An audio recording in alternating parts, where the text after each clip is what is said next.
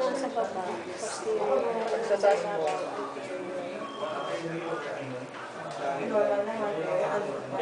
Under taking this, ano ko niya,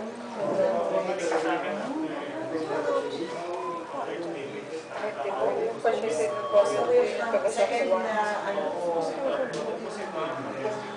Sabi na namin sa tutok ko, 90 plus na practice, yung bata pa.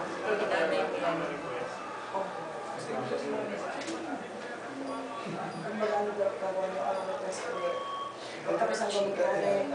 Napasok ka na kayo. Joint na.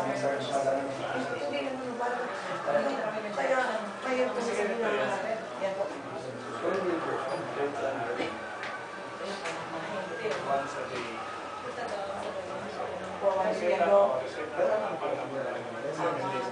Tapos isap na ako daw.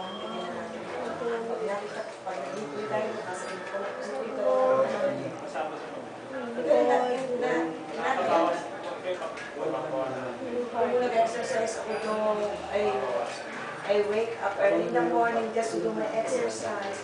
And that is in the morning. And every day in the morning, every day. Hanggang, ayun nga, 30 minutes, 20, until, you know, Pagkasan mo ang ulo. so, nung hindi ko lang connected sa aming high blood, yung aming Kay 149.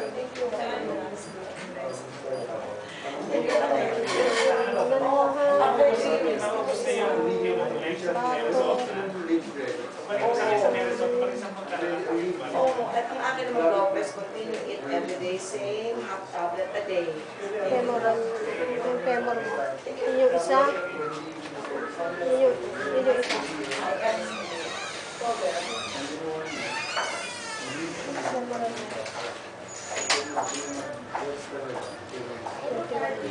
Yung isang paa, oh.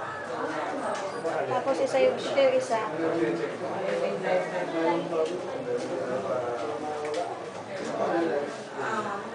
Naka-cold. Naka-ano ka? Yun yung isa, oh. Naka-breach ka na ano. Hindi naman footling. Pag sinabing footling, ba nakababa yung paa? Tapos nakaupo ka.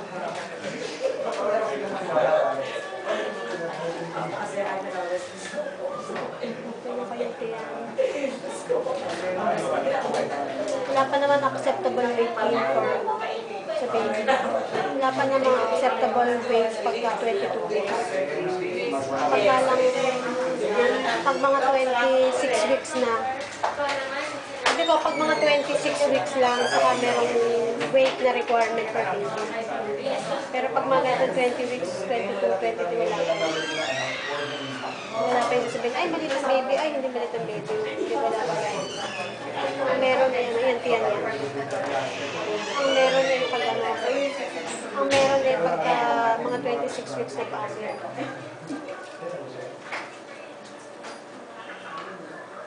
Sabi ko yung by head at saka by paa. Medyo maliit ng 1 week.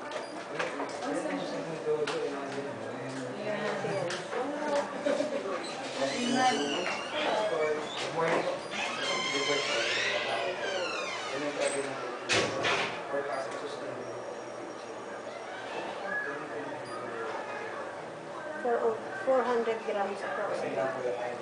Pero wala pa yan, hindi pa yan wala pang table na magsasabi na malaki yun. Pag mga 26 weeks na.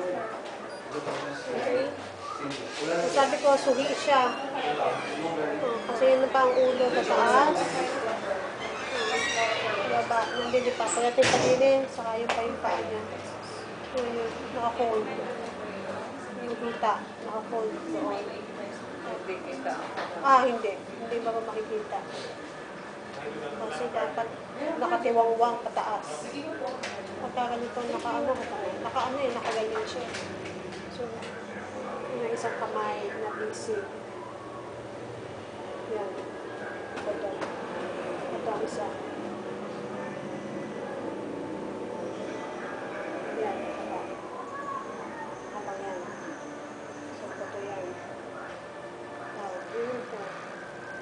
paa niya, yung paa. Diba yung mismo daliri sa paa, yung ay binti. Nakahangin, dalawang photo, binti.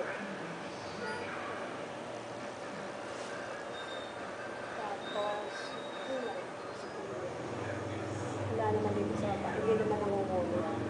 Okay lang siya. Nakataob. Nakataob kasi ay mga spinal.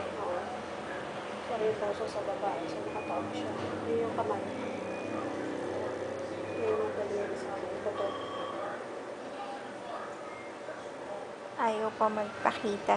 Hindi eh, breach eh. Kailangan si Kali.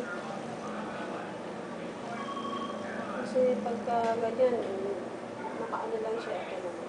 Hindi siya magpapakita kasi itong kanyang femoral bone niya. Kailangan nakabukaka yan. Eh, naka-fold siya eh.